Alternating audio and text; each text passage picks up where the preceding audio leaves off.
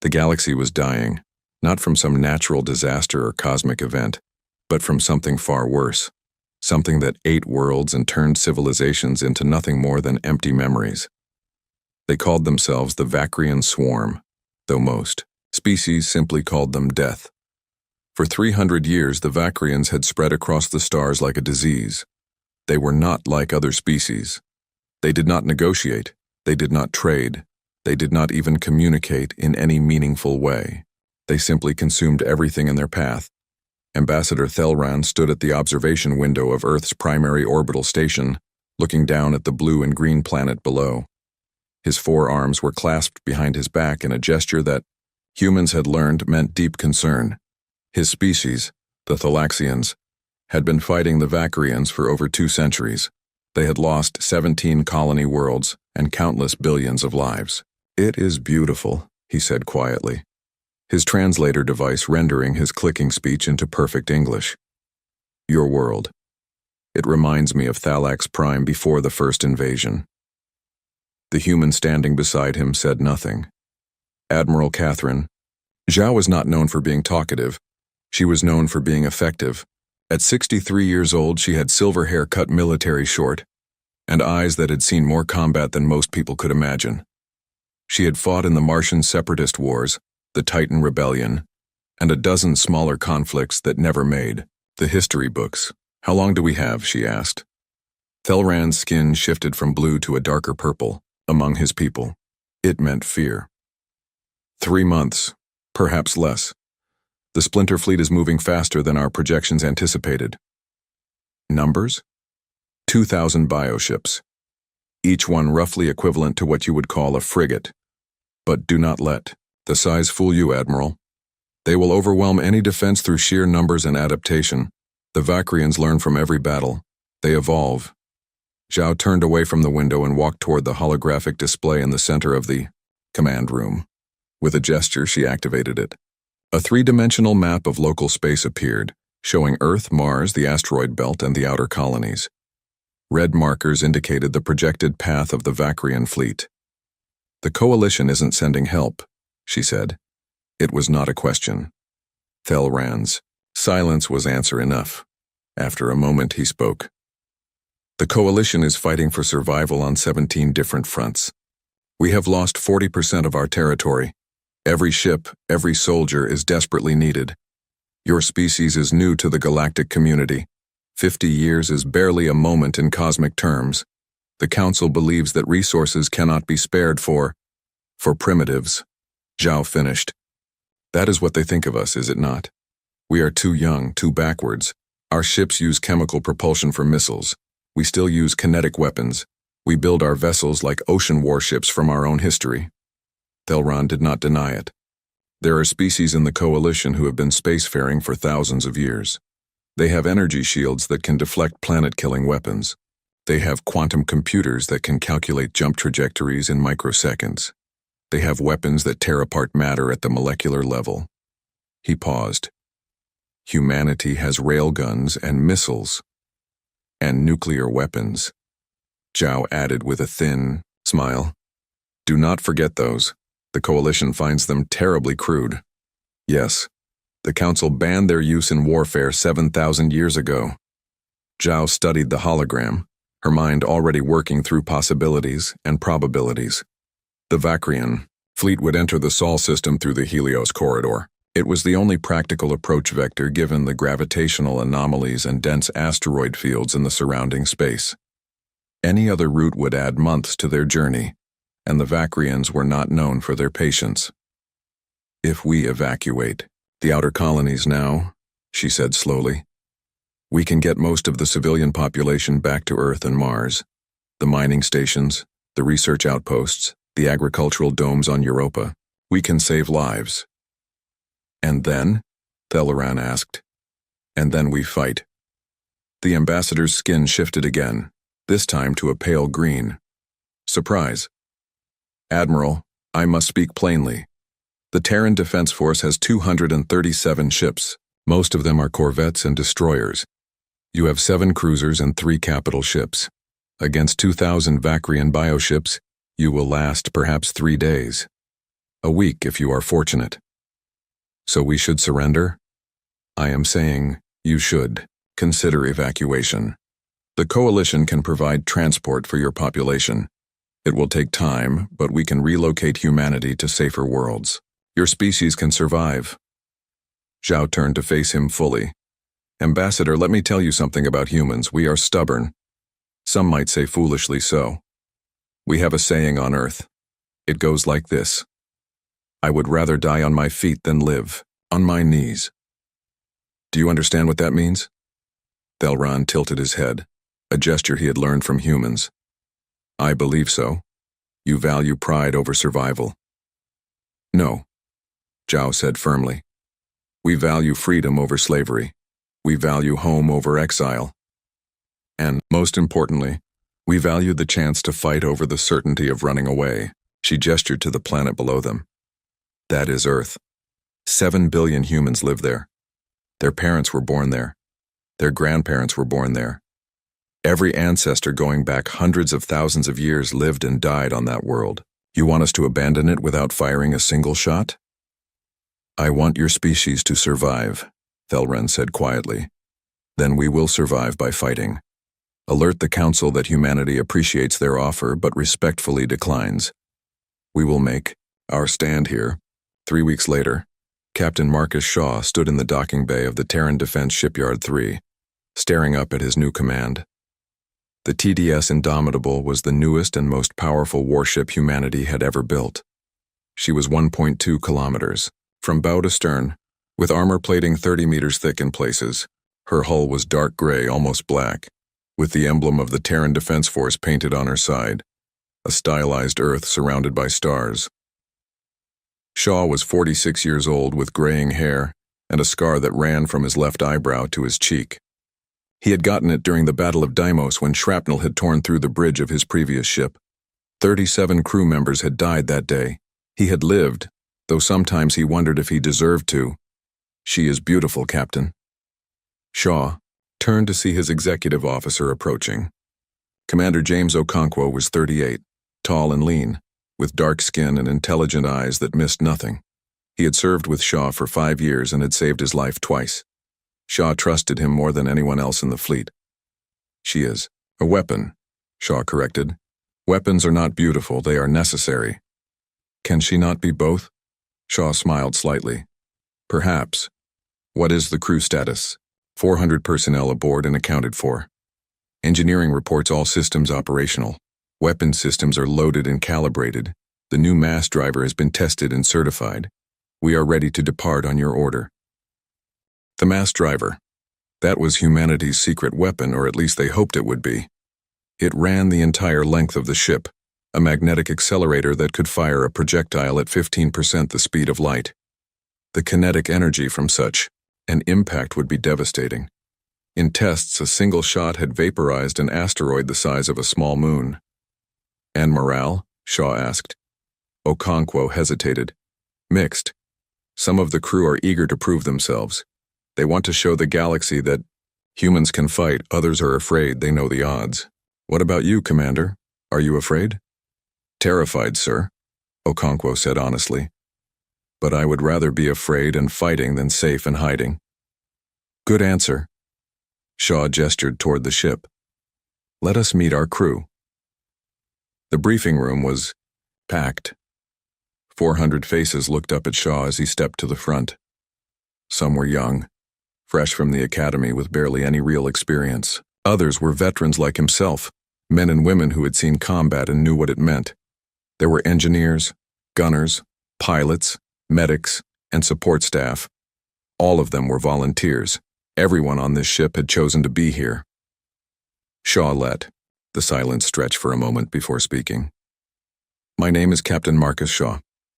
For the next 3 months, I am your commanding officer. More than that, I am your shipmate. We are going to face something that no human has ever fought before. The Vakrian swarm has destroyed hundreds of civilizations. They have killed trillions of beings. They are coming for Earth, and we are going to stop them. Someone in the back let out a nervous laugh. Shaw ignored it. I will not lie to you. The odds are not in our favor. The Vakrian fleet outnumbers us massively. They have been fighting and winning wars since before humanity discovered fire. The entire galactic community believes we cannot win. They believe we should run. He paused. But we are not going to run. We are going to take this ship to the Helios corridor, and we are going to hold that line. We are going to fight with everything we have until either the enemy is destroyed, or we are. A hand went up. Shaw nodded. Speak.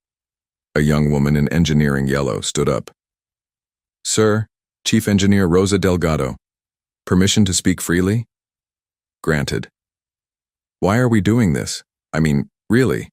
If the entire coalition could not stop the Vacrians, what chance does one ship have? Even if we hold them for a few days, what does that accomplish? Shaw studied her. It was a fair question, an honest question. Chief Engineer, what do you think will happen if we evacuate?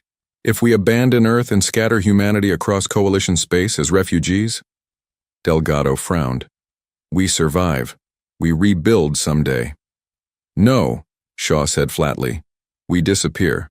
We become footnotes in galactic history.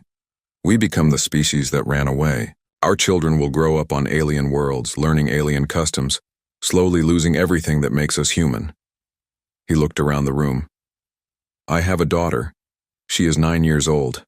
Her name is Sarah. She lives in New Seattle with her mother. If I let the Vacrians pass without fighting, what am I teaching her? That when things get hard, you run? That when evil comes knocking, you hide? The room was completely silent now. We fight because someone has to, Shaw continued. We fight because behind us is everything we love.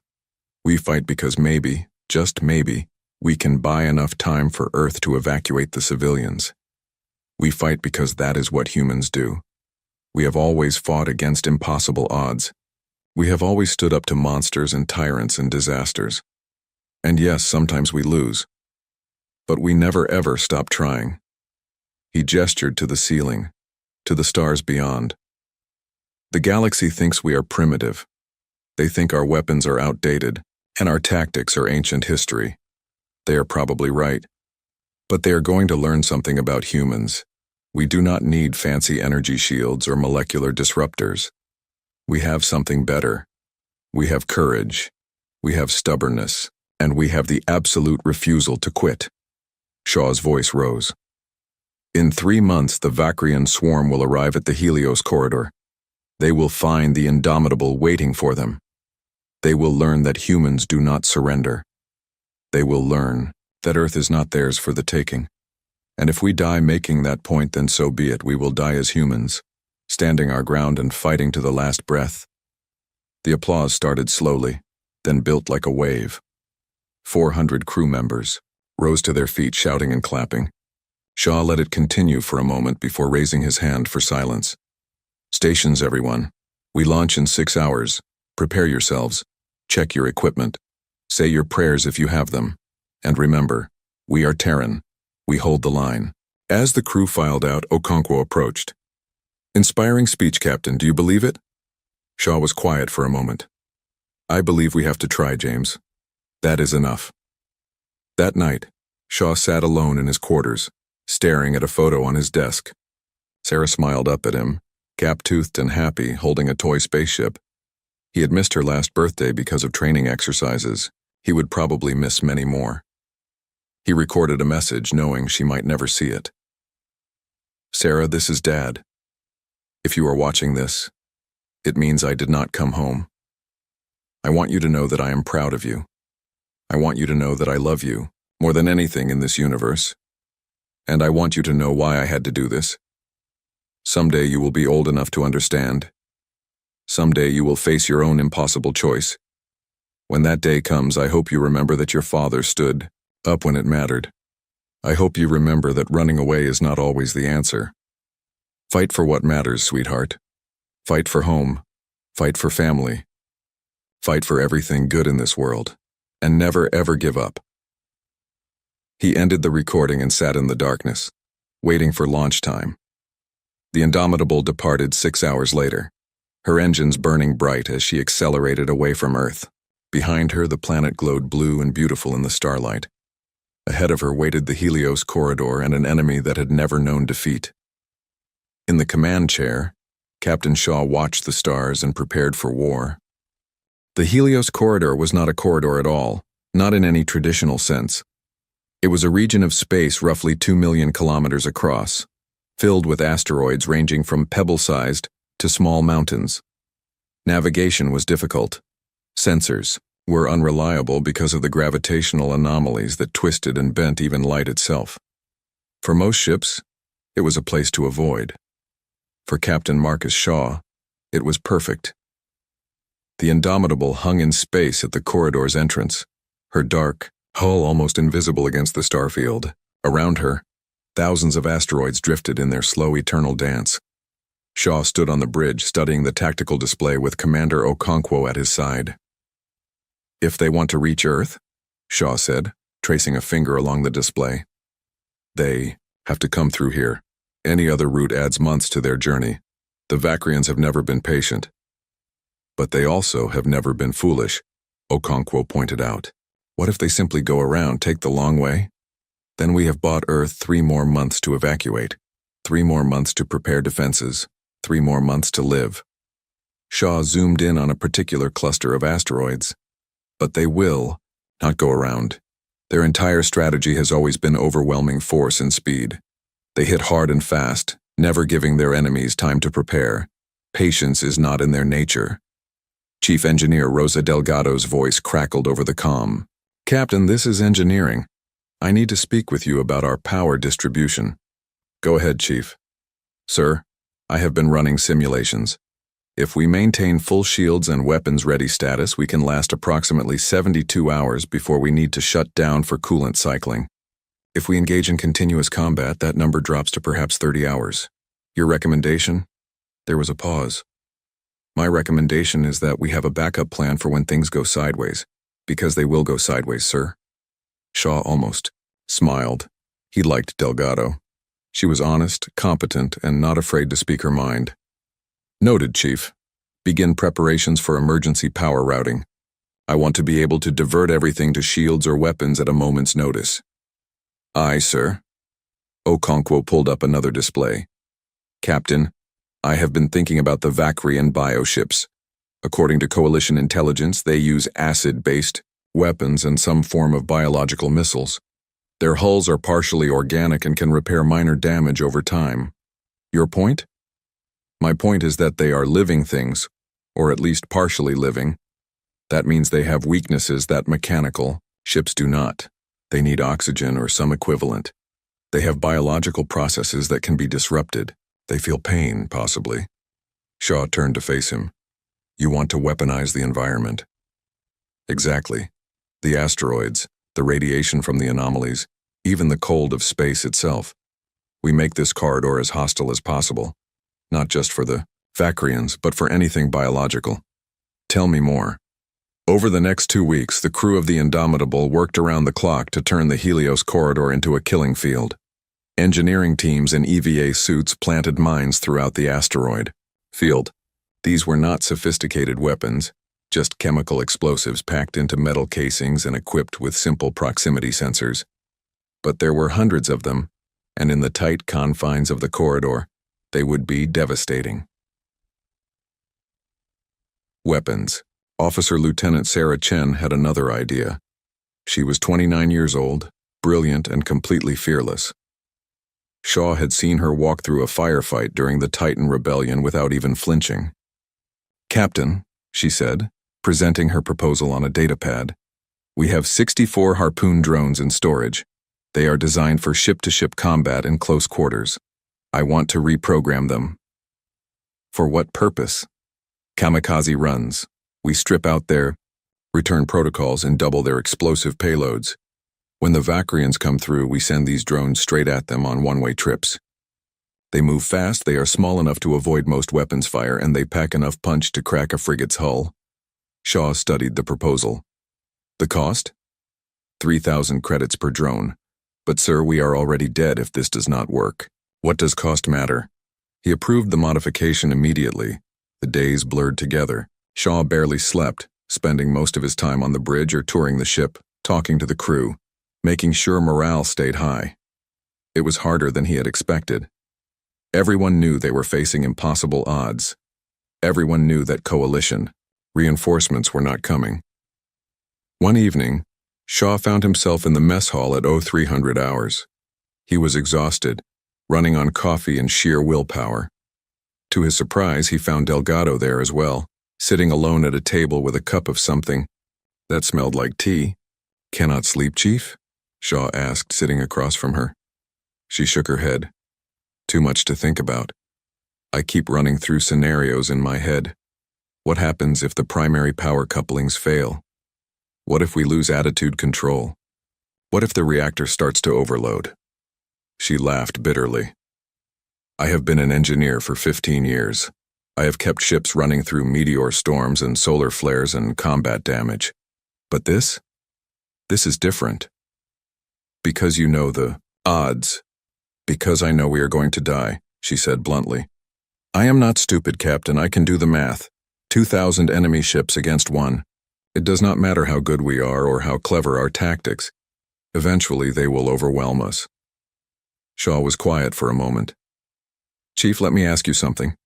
Why did you volunteer for this mission?" "Because someone had to."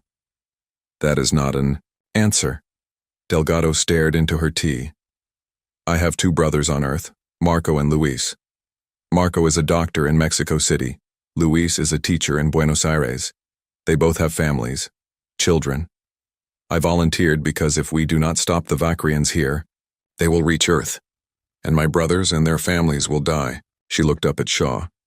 "So yes, we are probably going to die, but maybe, just maybe, we can buy enough time for them to evacuate. Maybe we can save some lives. That is worth dying for." "Yes," Shaw said quietly. "Yes, it is." They sat in comfortable silence for a while. 2 people facing oblivion and finding a strange peace and acceptance.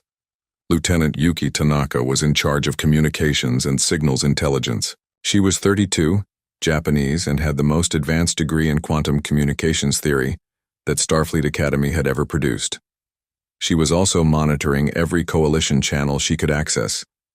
"Captain," she reported one morning, "I have been tracking fleet movements across the sector.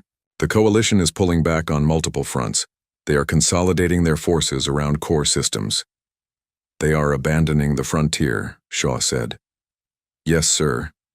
And there is something else. I have been intercepting transmissions from coalition observers. They are watching us." Shaw raised an eyebrow. "Explain." "Multiple species have stealth satellites positioned around the Helios corridor. They are recording everything we do. Our preparations, our tactics, our ship movements. The entire galaxy is going to watch this battle, sir." "Good," Shaw said. "Let them watch. Let them see what humans can do." With 1 week remaining before the projected Vakrian arrival, Shaw called a full crew assembly. 400 people gathered in the main hangar bay, the only space large enough to hold everyone. Shaw stood on a cargo container so everyone could see him. "I want to talk to you about fear," he began. "I am afraid. Every single one of you should be afraid too. Fear is natural when facing death. Fear keeps us alert. It sharpens our minds and quickens our reflexes. Fear is not our enemy." He looked around the bay, meeting eyes with as many crew members as he could. "But panic is our enemy. Despair is our enemy. The moment we believe we cannot win, we have already lost. So I am going to tell you what victory looks like for us. Victory is not destroying all 2,000 Vakrian ships. That would be nice, but it is not realistic. Victory is holding this corridor for as long as possible. Victory is making the Vakrians pay for every meter they advance. Victory is showing the galaxy that Earth does not surrender." A young ensign raised his hand. His name was David Park, and he looked barely old enough to shave. "Sir, what happens if we cannot hold them?" Shaw appreciated the honesty of the question. "If we cannot hold them, ensign, then we die, but we die fighting. We die protecting our home, and we die knowing that we gave everything we had. There are worse ways to go." "Will it matter?" Another voice called out. "If we die here, will anyone remember?" "Yes," Shaw said firmly, Because the galaxy is watching, because Earth will know that we stood our ground, because every other human in the fleet will see what we did and find their own courage. He paused. We are not just fighting for ourselves, we are fighting for an idea. The idea that some things are worth dying for. The idea that home matters. The idea that humans do not quit. Okonkwo stepped forward. 3 cheers for the captain. 3 cheers for the indomitable. The roar that followed shook the hangar bay, 400 voices shouting as one, defiant and fierce. Shaw let it wash over him, feeling the weight of command and the responsibility for all these lives. That night he recorded his second message to Sarah. Hey sweetheart, Dad again. We are almost ready here. The ship is in good shape and the crew is the best I have ever served with. I want to tell you something important. Your grandfather, my father, he fought in the water wars before you were born. He used to tell me that courage is not the absence of fear. Courage is being scared and doing what needs to be done anyway. I did not understand that when I was young, but I understand it now. He took a breath, choosing his words carefully.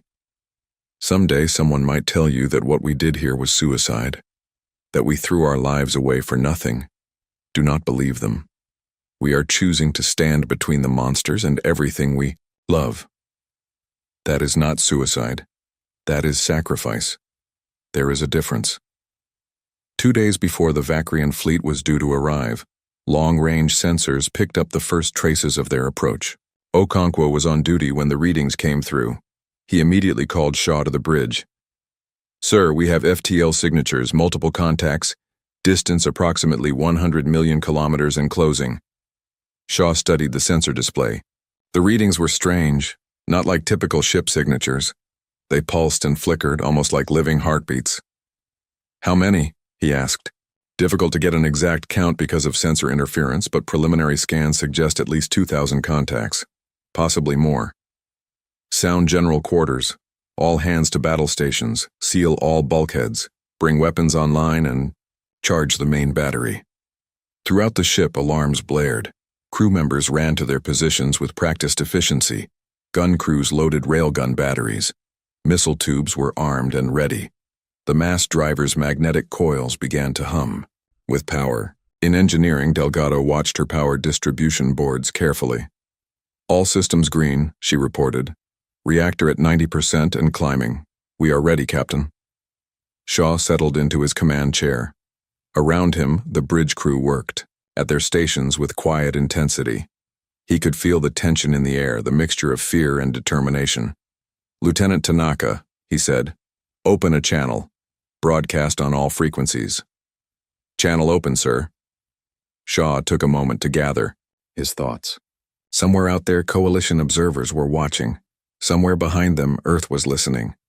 And ahead of them, the Vakrians were coming. This is Captain Marcus Shaw of the Terran defense ship Indomitable. We are stationed at the Helios corridor. To any coalition forces monitoring this channel, thank you for coming to help defend Earth. He paused, knowing there were no coalition forces coming, but wanting to maintain hope for his crew. To the Vakrian swarm, I have a simpler message. You want to reach Earth? You will have to go through us first. And I promise you this. We will make you pay for every centimeter of space. We are Terran. We hold the line. He nodded to Tanaka, who closed the channel. Now what? Okonkwo asked quietly. Now we wait, Shaw said, and we prepare to show the galaxy what humanity can do. The Indomitable hung in space, surrounded by her field of mines and modified drones, her weapons charged and ready. Behind, her millions of kilometers away, Earth rotated peacefully, unaware of the storm that was coming. On the bridge, Shaw watched the sensor displays and thought about his daughter. He thought about all the people on Earth who were going about their daily lives, who had no idea that their survival might depend on one ship and 400 people. Captain, Chen reported, all weapon systems ready, all mines armed, drones are on standby waiting for your signal. Excellent, Lieutenant. The hours crawled by. The Vakrian fleet drew closer. Shaw ordered the crew to rotate through shifts, making sure everyone got at least a few hours of rest. He knew that once the battle started, there would be no time for sleep. With 12 hours until projected contact, Shaw walked through the ship one final time. He visited engineering, where Delgado and her team were making last-minute adjustments. He stopped by medical, where Dr. Hassan and his staff were preparing for casualties. He went to the gun decks, where crews stood ready by their weapons. Everywhere he went, he saw the same thing. Fear, yes, but also determination, pride, a refusal to give up. These were his people, his crew, his responsibility. "Sir," a young gunner said as Shaw passed, "we are going to make them pay for Earth, for all of us." "Yes," Shaw agreed. "Yes, we are."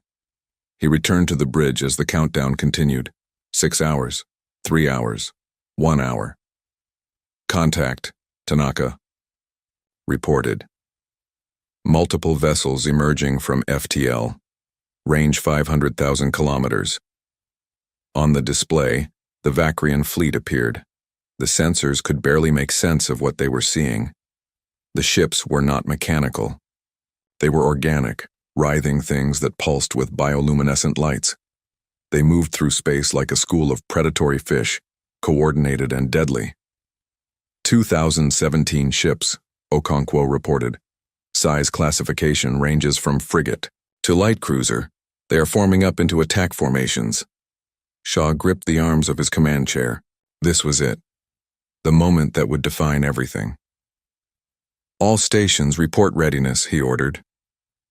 One by one, department heads reported in. Weapons ready. Shields at maximum.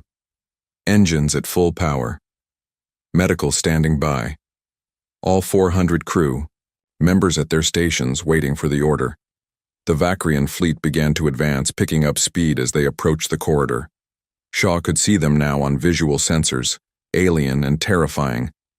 They looked like enormous wasps or hornets, their hulls segmented and covered in what appeared to be armored plating that shifted and moved. "They have detected us," Tanaka reported. "I am picking up communications between their ships. It is unlike anything I have heard before. Almost like music, but wrong, discordant." "Can you translate?" "No, sir. It is completely alien. But based on their formation changes, I believe they consider us a minor threat. They are sending a vanguard to clear us out." Shaw watched as approximately 200 Vakrian ships broke off from the main fleet, accelerating toward the Indomitable. 200, he said quietly. "They think 200 ships will be enough. Should we retreat deeper into the corridor?" Okonkwo asked. "No. We let them come to us. We let them think they have the advantage." Shaw looked around the bridge. "This is it, people. Remember your training. Remember why we are here. And remember, we are human. We do not quit."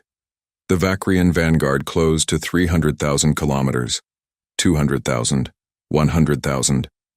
Shaw's voice was calm and clear when he gave the order. "All weapons, fire." The Indomitable spoke with thunder. 18 railgun batteries opened fire simultaneously, sending massive slugs of depleted uranium downrange at tremendous velocity.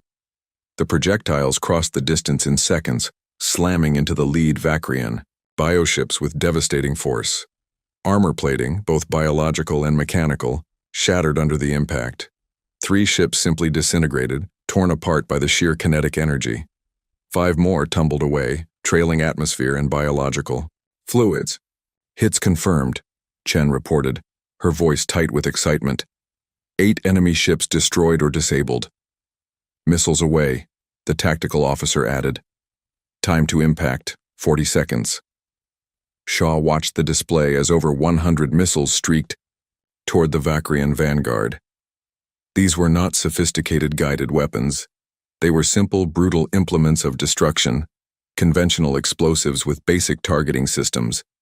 But humanity had been building better and better missiles for centuries, and these were the best Earth had to offer. The Vakrians responded. Their ships began emitting clouds of something that looked like biological matter, spores or seeds perhaps. The clouds intercepted some of the missiles, detonating them early, but not all of them, not enough of them. 63 missiles reached their targets and exploded. The vacuum of space erupted in silent fury as warheads detonated against organic hulls. More Vakrian ships died, their bioluminescent lights flickering out like dying stars. 24 confirmed kills, Okonkwo reported. Enemy formation disrupted. But the Vakrians were already adapting. The remaining ships in the vanguard began to spread out, making themselves harder targets. They accelerated, closing the distance faster than Shaw had anticipated. They are moving at 0.07 C, Tanaka said, disbelief in her voice. Captain, those ships are biological. How can they withstand that kind of acceleration? Doesn't matter how, Shaw said. What matters is stopping them. Chen, prepare the mass driver. Target the densest cluster of ships. Aye, sir. Mass driver charging 70%, 80%, 90%. The ship hummed with barely contained energy as the massive weapon drew power from the reactor. The mass driver was essentially a magnetic rail that ran the entire length of the Indomitable, capable of accelerating a projectile to 15% of light speed. The kinetic energy involved was astronomical. Full charge, Chen reported. Ready to fire on your order. Shaw watched the tactical display. The Vakrians had closed to 50,000 kilometers. They were beginning to return fire now, launching projectiles of their own.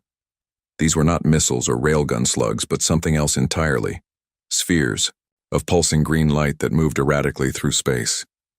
Brace for impact, Okonkwo ordered. The first wave of Vakrian biomissiles hit the Indomitable's shields. The ship shuddered as energy fields absorbed the blows. But these were not simple kinetic impacts. The biomissiles seemed to eat away at the shields, weakening them in a way that normal weapons did not. Shields down to 87%. The defensive systems officer reported. That material is some kind of acid compound. It is degrading our shield matrix. Noted, Shaw said. Chen, fire the mass driver! Firing! The Indomitable lurched as the mass driver released its payload. A solid slug of dense metal weighing several tons accelerated down the magnetic rail and launched into space at nearly 50,000 kilometers per second. The projectile crossed the distance to the Vakrian formation in less than 2 seconds. The impact was catastrophic.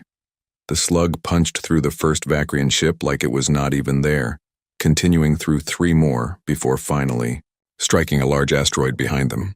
The asteroid exploded in a cascade of debris, and the debris became shrapnel that tore through a dozen more enemy vessels. 17 additional kills, Chen shouted. The mass driver works. Begin recharge cycle, Shaw ordered. All batteries, continue firing. Keep them off balance. The battle became a brutal exchange of fire. The Indomitable's railguns hammered away at the Vakrian vanguard, while missiles filled the space between the two forces. The alien ships returned fire with their biomissiles and what appeared to be beams of concentrated radiation that scorched the Indomitable's hull armor. Shields at 60%, came the report. Hull breaches on decks 7 and 12. Damage control teams responding. Shaw ignored the damage reports for now, trusting his crew to handle it. Okonkwo, begin pulling us back into the asteroid field. Make them chase us. Aye, sir.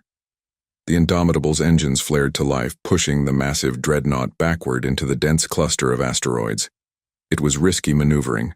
One wrong calculation, and they would collide with a rock, the size of a mountain. But Shaw was counting on the Vakrians being overconfident. They were. The enemy vanguard pursued, their ships weaving through the asteroid field with disturbing grace. They were hunting now, coordinating their movements in ways that suggested a hive mind or shared consciousness now, Shaw said quietly.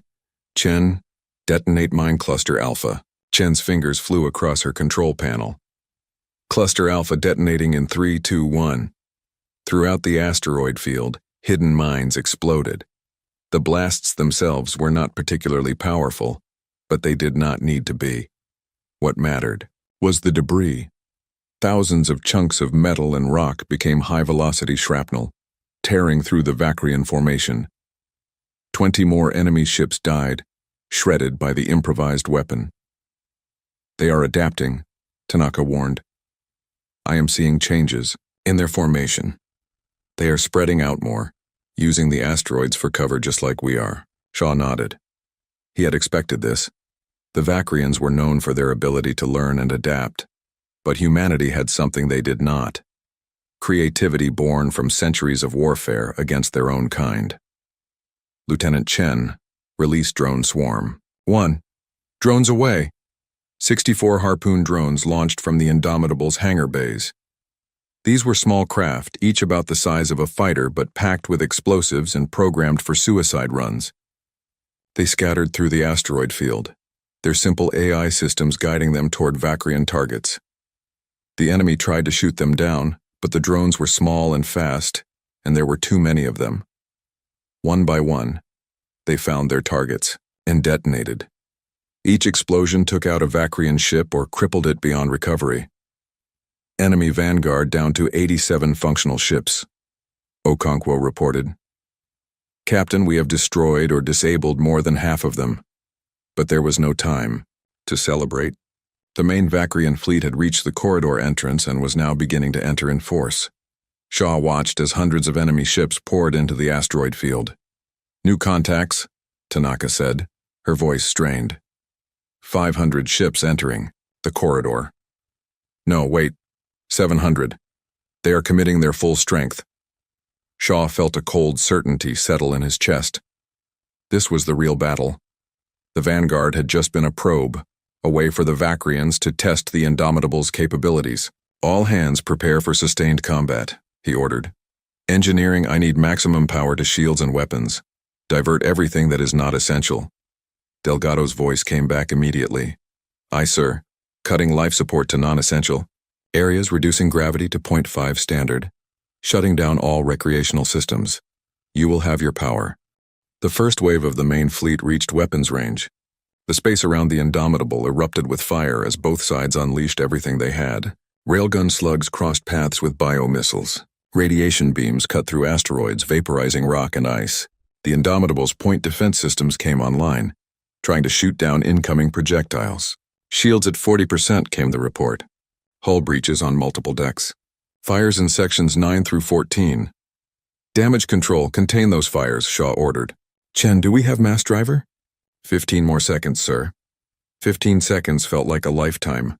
The Indomitable shook as more hits landed. An alarm blared as something critical failed. Portside railgun battery 3 is offline, Chen reported. Catastrophic failure in the loading mechanism. Forget it. Focus on what works. Mass driver status? Charged and ready. Fire! The second mass driver shot punched through the Vakrian formation like a thunderbolt from an angry god.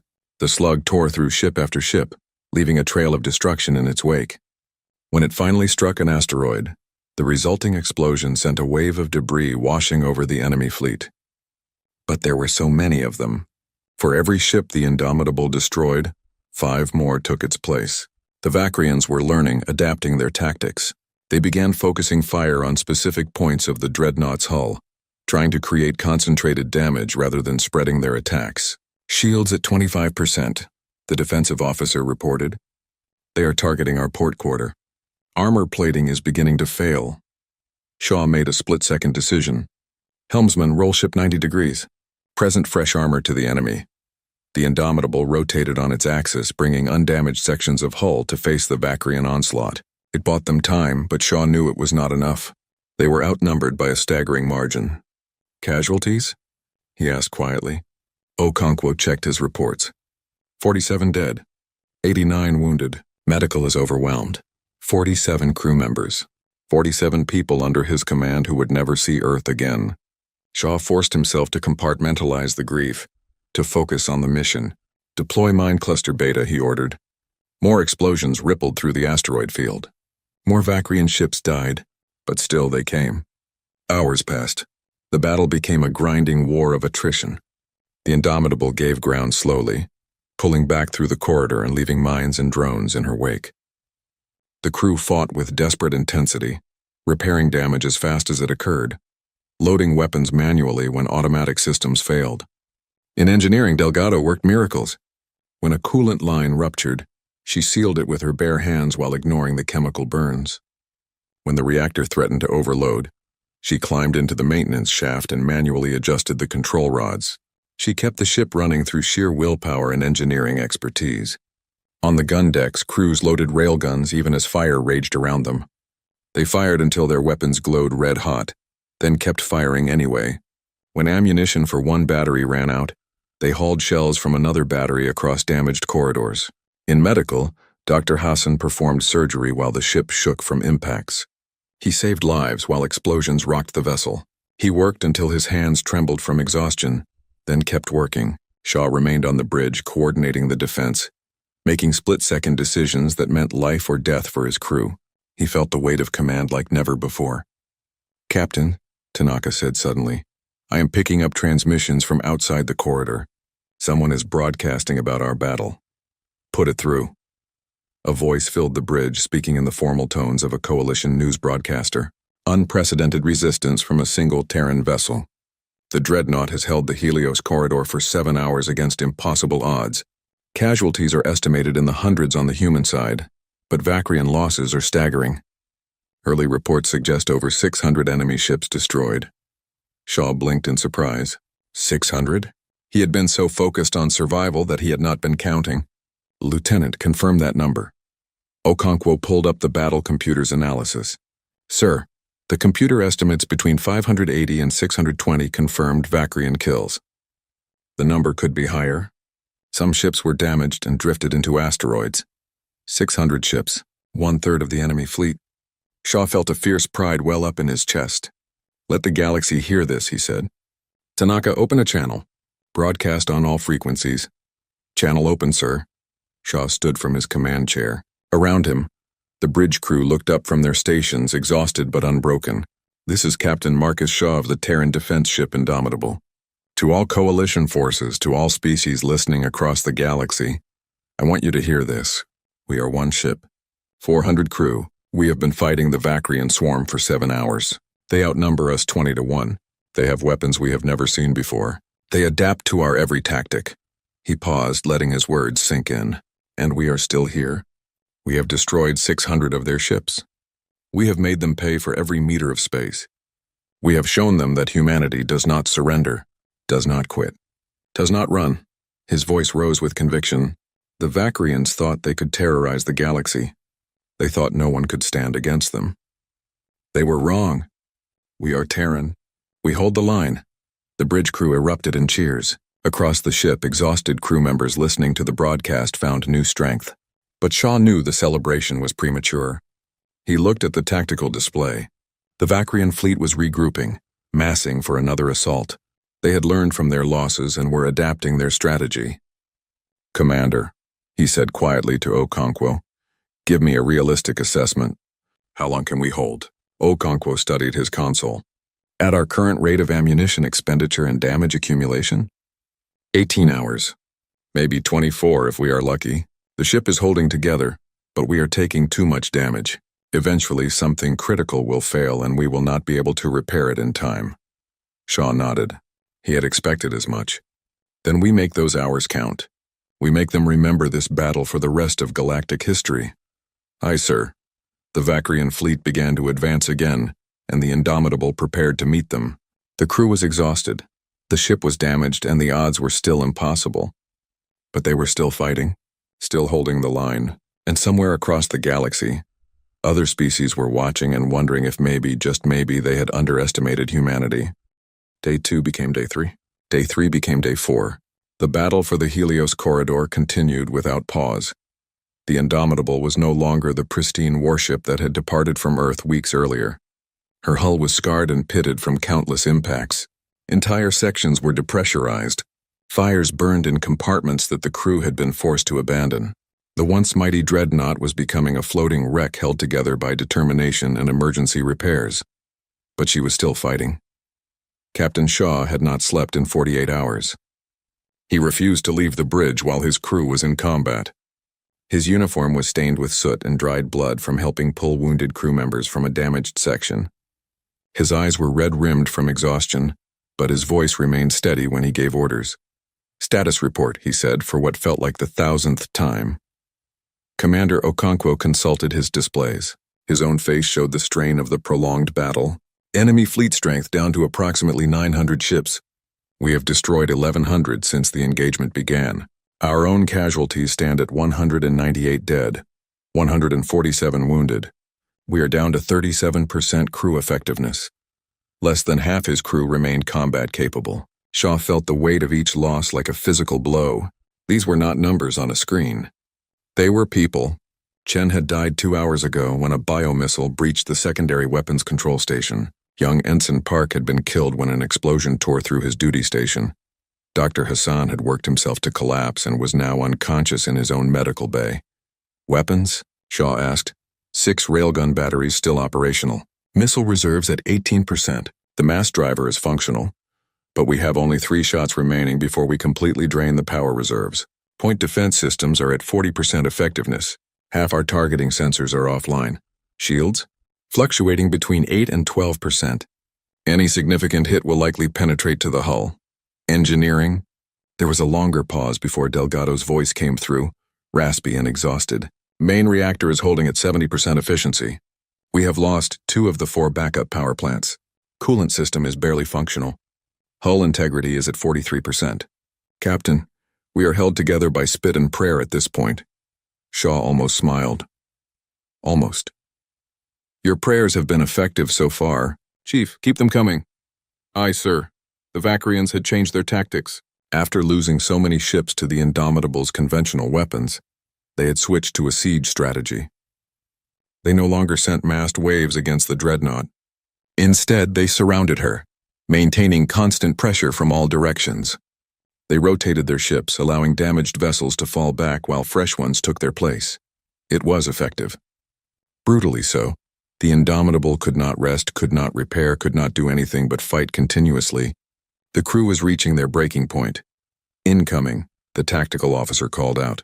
20 ships approaching from bearing 270. Return fire, Shaw ordered automatically.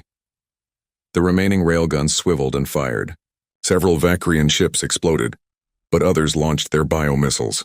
The green spheres of organic destruction struck the Indomitable's weakened shields. 2 penetrated, slamming into the hull. Hull breach on deck 18, someone shouted. Sections Delta through Gamma are venting atmosphere. Seal emergency bulkheads, Okonkwo ordered. Damage control to deck 18. But there was no damage control team available. They were all busy fighting fires or repairing other damaged sections or lying dead in the corridors.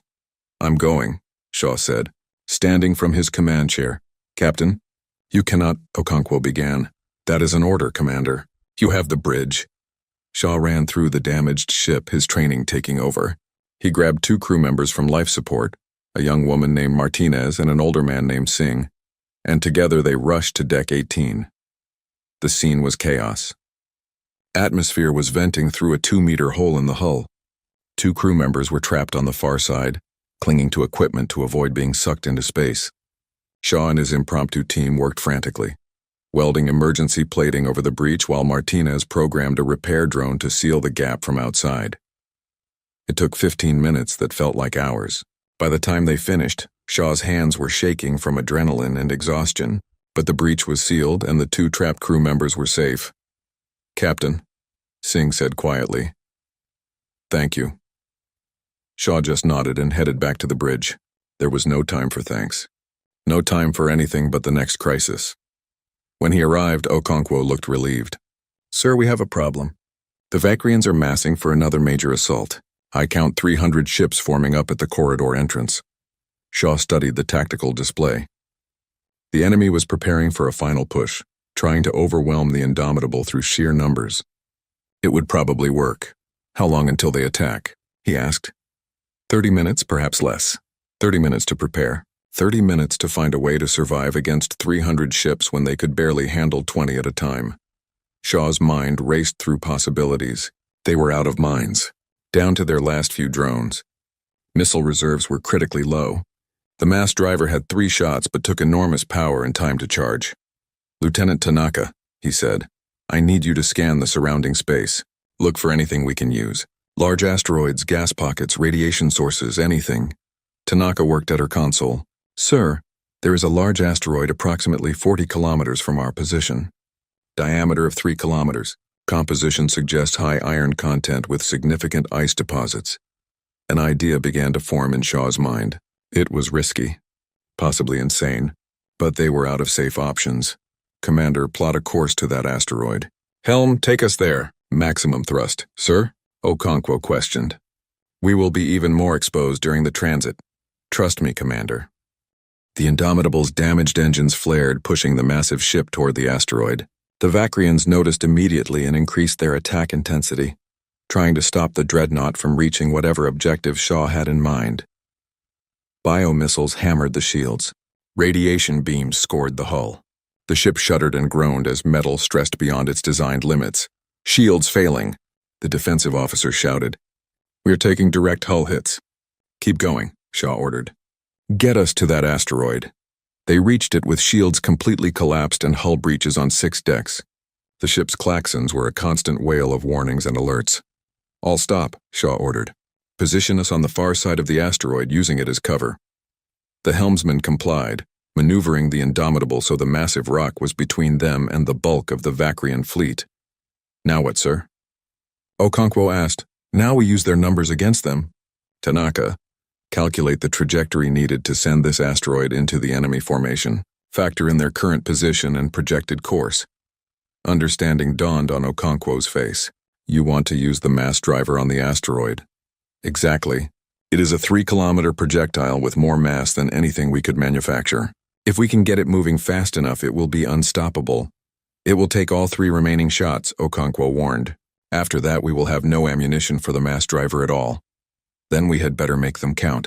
Chief Delgado, divert all available power to the mass driver. I do not care if life support fails. I do not care if the lights go out. Everything goes to the weapon. Aye, sir, Delgado responded. But Captain, this will drain the reactor. After the 3rd shot, we will be running on backup power only. That means no shields, reduced weapons, and minimal thrust. I understand. Do it anyway. Throughout the ship, systems began shutting down as power was redirected. The lights dimmed to emergency levels. The temperature immediately began to drop as heating systems went offline. Gravity reduced to near zero as the gravity generators were powered down. Mass driver charging, the weapons officer reported. 30%, 50%, 70%. The Vakrian fleet had completed its formation and was beginning to advance. 300 ships moving in coordinated patterns designed to overwhelm the Indomitable from multiple angles. 90%. Full charge. Fire, Shaw ordered. The first shot struck the asteroid near its center of mass, imparting tremendous velocity. The asteroid began to move slowly at first, but accelerating. Recharging, the weapons officer said. 20 seconds. The Vakrians had noticed the asteroid's movement and were trying to adjust their course. But they were in formation, packed together for maximum firepower. Changing course was difficult. Full charge. Fire. The second shot struck the same impact point, increasing the asteroid's velocity even more. It was moving at several kilometers per second now, a massive projectile that would crush anything in its path. Final shot charging. 15 seconds. The Vakrian fleet was trying to scatter now, their ships breaking formation in an attempt to avoid the incoming asteroid. But they were too close together and the asteroid was too large. Full charge. Fire! The third and final shot was perfect. It struck the asteroid at precisely the right angle and with precisely the right force. The massive rock accelerated to a significant fraction of orbital velocity, hurtling toward the densest concentration of Vakrian ships. Impact in 20 seconds, Tanaka reported. Shaw watched the tactical display. The asteroid looked small on the screen, but he knew its true scale. 3 kilometers of iron and ice moving at tremendous speed. It would hit with the force of multiple nuclear weapons. 10 seconds. The Vakrian ships were firing at the asteroid now, trying desperately to destroy or deflect it. Their weapons scored the surface, blasting away chunks of rock. But they could not stop it. 5 seconds, impact. The asteroid plowed into the Vakrian formation like a god's hammer. The lead ship simply ceased to exist, crushed to nothing by the sheer mass. The asteroid continued through the formation, its surface ablating from impacts but its core intact. Debris from destroyed ships became shrapnel that tore through other vessels. When it finally passed through the enemy fleet, the asteroid had killed or disabled over 200 Vakrian ships. The bridge crew stared at the display in shocked silence. Then someone started clapping. Others joined in. Within seconds, the entire bridge was cheering, exhausted crew members finding the energy to celebrate what might be their final victory. Tactical assessment. Shaw said when the cheering died down. Okonkwo studied his console. Vacrian fleet strength down to approximately 600 ships. They are pulling back, reorganizing. I think we hurt them badly, sir. Our status? Power reserves at 16% and falling. Main reactor is offline for emergency cooling. We are running on backup systems only. Shields are completely non-functional. We have 4 operational railgun batteries and enough missiles for perhaps 2 more volleys. No mass driver capability. Hull integrity at 31%. Life support is failing in multiple sections. Shaw did the math in his head. 600 enemy ships. The Indomitable was crippled and out of ammunition. There was no way they could fight off another sustained assault. How long until the reactor can restart? He asked Delgado.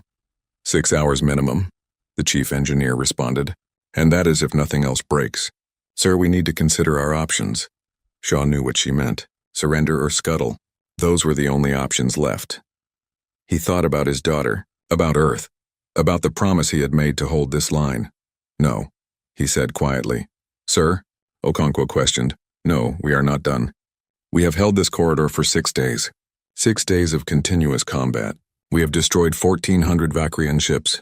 We have shown the galaxy that humans fight. He stood from his command chair. But we are not dead yet. While we have power and weapons, we keep fighting. Chief, I need every bit of power you can give me. Commander, prepare all remaining weapons. If they come at us again, we make them pay. Sir, Tanaka interrupted. I am picking up new contacts. FTL signatures. Multiple vessels emerging from jump space. Shaw's heart sank. More Vacrians. The war was lost, but Tanaka was smiling. Sir, I am reading Coalition transponder codes. Thalaxian cruisers, Mantaran battleships, Kryloth destroyers. Sir, it is a fleet. A coalition fleet, how many? Shaw asked, hardly daring to hope. Counting now, 50? No, 70. No. Tanaka's voice rose with excitement. Sir, I count over 300 coalition ships. They are forming up at the corridor entrance. On the display, Shaw watched as the coalition fleet appeared. Sleek alien warships with energy shields and advanced weapons. Ships that represented dozens of species, all coming together. A communication request came through. Shaw nodded to Tanaka, who opened the channel. Ambassador Thelran's face appeared on the screen. Behind him, Shaw could see the bridge of a Thalaxian warship. Captain Shaw, Thelran said, his skin glowing bright blue with emotion. We watched your battle.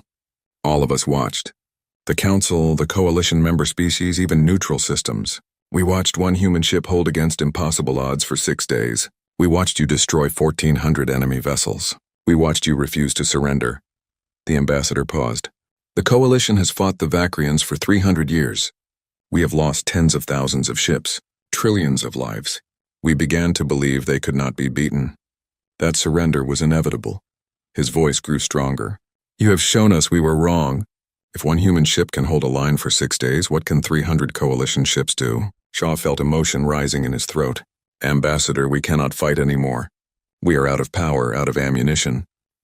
You have done enough, Captain. More than enough. Fall back. We will finish this battle. We will hold the line now. The Coalition fleet surged forward, entering the corridor with weapons blazing. The remaining Vacrian ships found themselves suddenly outnumbered and facing fresh opponents. The tide of battle shifted in an instant. Shaw sagged back into his command chair, exhaustion finally overwhelming him. Commander, take us to safe distance. Minimal power. Let the Coalition handle this. Around him, the bridge crew collapsed at their stations. They had nothing left to give. They had held the line until help arrived. They had done the impossible. Captain, Okonkwo said softly, we did it. We actually did it. No, Shaw corrected, watching the Coalition fleet tear into the Vacrians. We held, they came. Together we are winning. And for the first time in 6 days, Captain Marcus Shaw allowed himself to close his eyes and rest. The Battle of Helios Corridor ended 3 hours after the Coalition fleet arrived. The remaining Vacrian ships fought viciously but were overwhelmed by the combined firepower of 300 warships from a dozen different species. Those that could retreated into FTL, carrying news of their defeat back to the swarm. The rest were destroyed. By the time the guns finally fell silent, the Indomitable was drifting on minimal power, her crew too exhausted to do more than monitor basic systems. Coalition vessels surrounded her protectively, acknowledging that this battered human warship had earned the right to rest. Captain Marcus Shaw woke up in the medical bay. He did not remember getting there. The last clear memory he had was sitting in his command chair, watching the Coalition fleet tear into the Vakrians. Everything after that was fuzzy. "Welcome back to the living, Captain." Shaw turned his head, slowly because everything hurt, and saw Commander Okonkwo sitting beside his bed. The XO looked almost as terrible as Shaw felt. His uniform was torn and stained, his face was bruised, and one arm was in a sling. "How long?" Shaw asked, his voice hoarse. 18 hours. You collapsed on the bridge from exhaustion. Medical said your body simply shut down." Okonkwo smiled slightly. "You were not the only one. 40% of the surviving crew is in medical or sleeping in whatever quiet corner they could find." "Casualties?" Okonkwo's smile faded. "Final count is 203 dead, 119 wounded, 58% casualties. But Captain, we had 400 crew. That means 197 survived relatively intact. Given what we faced, those are acceptable losses." Shaw closed his eyes. Acceptable losses. 203 people who would never see Earth again. Fathers, mothers, sons, daughters. People who had trusted him to lead them. "Sir," Okonkwo said gently, "they knew what they signed up for. Every single person on this ship volunteered. They knew the odds, and they still chose to fight. What about the ship? The Indomitable is in rough shape. Coalition engineers have boarded and are helping with repairs, but it will take months of work before she is spaceworthy again. The hull is structurally compromised in multiple sections. We lost both main engines and 3 of 4 reactors. Most of our weapons are destroyed or non-functional. Honestly, sir, it is a miracle she held together at all. Chief Delgado, alive, injured but alive. She has 2nd-degree burns on both hands and arms from that coolant leak. Medical says she will recover fully in about 6 weeks. She keeps trying to sneak back to engineering anyway." Shaw almost smiled. That sounded like Delgado. A knock on the door interrupted them. Shaw looked up to see Ambassador Terran enter the medical bay. The alien diplomat's skin was a peaceful blue color, and his 4 arms were held in a gesture of respect. "Captain Shaw," Terran said, approaching the bed, "I am pleased to see you awake. How do you feel?" "Like I was hit by an asteroid," Shaw said honestly. "An appropriate metaphor, given your recent tactics." Terran pulled up a chair and sat down. "Captain, I came to deliver a message from the Coalition Council. They are formally requesting an audience with you once you have recovered. They wish to discuss Earth's role in the galactic defense against the Vakrians." Shaw frowned. "What kind of role?" "A significant one. The Council wants human tactical advisors. They want to study your combat doctrine. They want to understand how one primitive—" Terran caught himself. "Excuse me, how one newly spacefaring species managed to achieve what we could not."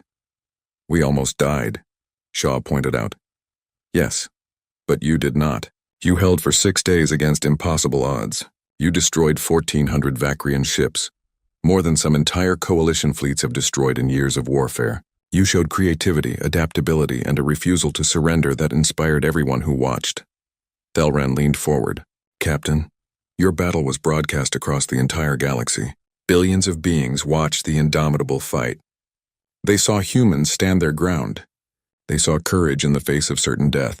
And," Shaw asked, "and it changed everything. Species that were considering surrender have decided to keep fighting. Worlds that were planning to evacuate are now preparing defenses. The Coalition military is reorganizing its tactics based on what you demonstrated. You have given the galaxy hope, Captain. You have shown us that the Vakrians can be beaten." Shaw did not know what to say to that. He had just been trying to protect Earth. The idea that their battle had inspired the entire galaxy seemed impossible. A week later, the Indomitable limped back to Earth orbit, escorted by a dozen Coalition warships in a gesture of respect. The sight that greeted them took Shaw's breath away. Every human ship in the Terran Defense Force was there, arranged in formation. Military vessels, civilian transports, even small personal craft. They had formed an honor corridor through space, and as the Indomitable passed between them, each ship activated its exterior lights in salute. "Sir," Tanaka said from her station, "I am receiving transmissions from Earth. All major cities are holding celebrations. They are calling us heroes. They are calling you the Defender of Earth." Shaw felt uncomfortable with that title. He was not a hero. He was just a captain who had done his duty. But looking around the bridge at his surviving crew, At the faces of people who had fought beside him for 6 days of hell, he saw something else. Pride. Not in themselves individually, but in what they had accomplished together. "Lieutenant," Shaw said, "open a channel to Earth, all frequencies. Channel open." "Sir?" Shaw stood from his command chair one last time, feeling every injury and ache in his body. But he stood straight and spoke clearly. "This is Captain Marcus Shaw of the TDS Indomitable. We are coming home. I want everyone on Earth to know that your Terran Defense Force fought with honor and courage. I want you to know that 203 brave men and women gave their lives to protect our world. I want you to know that we held the line not because we were special, but because we were human. Because when faced with monsters that wanted to destroy everything we love, we chose to fight rather than run." He paused, gathering his thoughts. The galaxy is watching us now. They see a young species barely 50 years into space exploration, standing up to an enemy that has terrorized the stars for 3 centuries. They are wondering what makes humans different. I will tell you what makes us different. We are stubborn. We are creative. We refuse to accept that anything is impossible. And most importantly, we stand together when it matters. His voice grew stronger. The Vakrian War is not over. The Coalition will need our help in the battles to come. Earth will need to build more ships, train more crews, prepare for a longer conflict. But I believe we can win. Not because we have better technology or more powerful weapons, but because we have something the Vakrians will never understand. We fight for each other. We fight for home. We fight for a future worth living in. Shaw looked around his damaged bridge one final time. We are Terran. We hold the line. Always. The transmission ended to thunderous applause and cheering across Earth. In cities around the planet, people celebrated in the streets. In orbit, every ship in the Defense Force sounded their horns in a cacophony of noise and joy.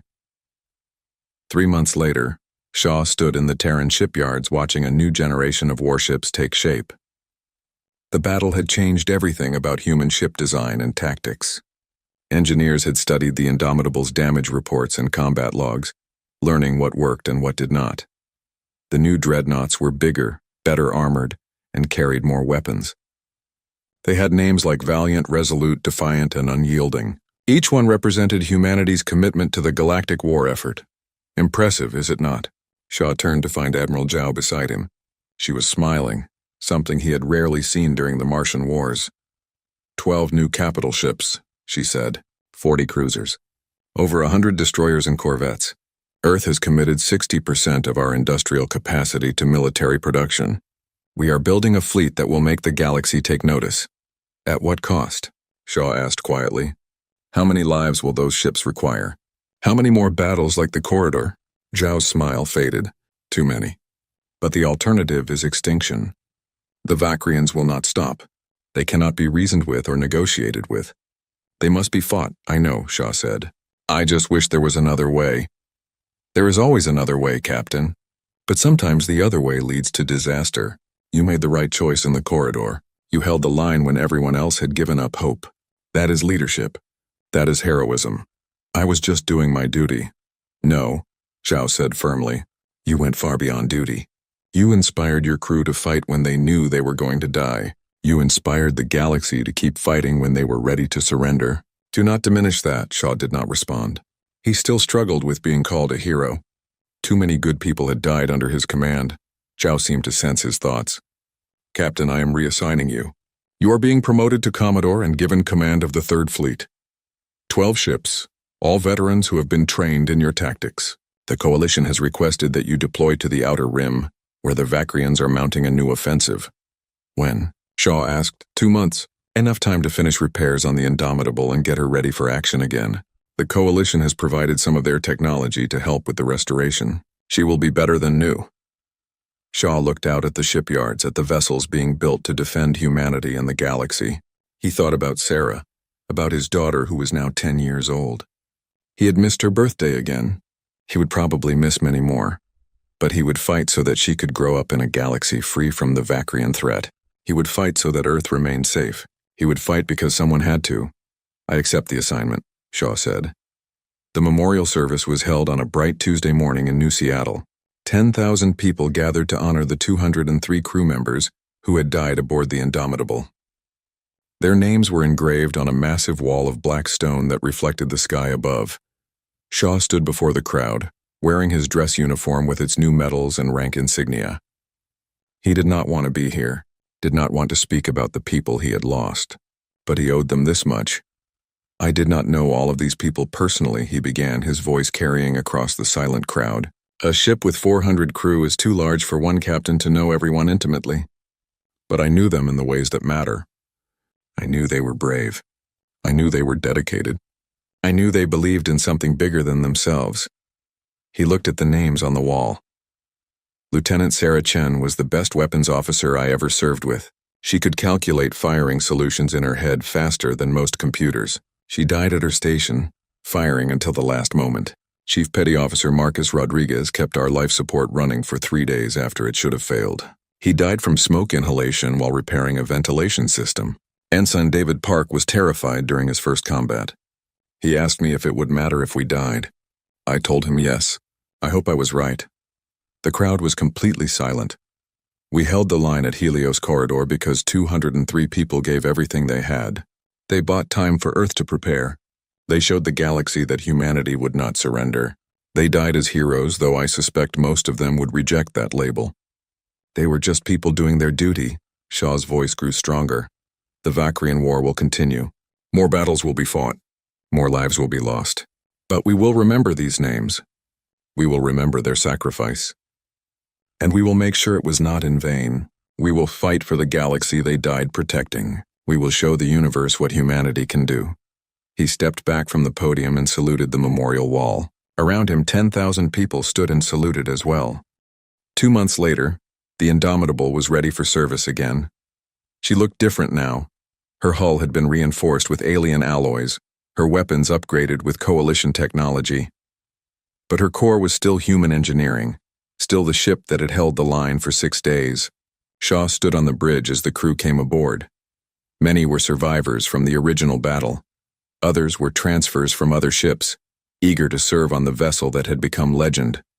Together, they would form the backbone of the Third Fleet. "Captain," Okonkwo said. He had been promoted to executive officer of the fleet. "All ships report ready for departure. We have the Indomitable, Valiant, Resolute, Defiant, and 8 cruisers. Total crew complement of 3,200. "Destination?" Shaw asked. "The Outer Rim. The Vakrians are massing near the Arcturus sector. Coalition intelligence suggests they are planning a major offensive." Shaw nodded. Another battle. Another chance to hold the line.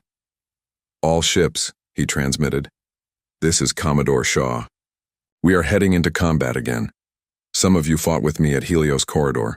Others are new to the fleet. But all of you are Terran. You know what that means. We do not quit. We do not surrender. We fight for Earth and for the galaxy." He paused. The Vakrians believe they can terrorize the stars forever. They believe no one can stand against them. They are wrong. We proved that at the corridor, and we will prove it again. We are humanity. We are stubborn, creative, and relentless. We are the line that will not break. His voice rang with conviction. "All ships prepare for FTL jump. Destination, Arcturus sector. Let us show the Vakrians what it means to face humanity."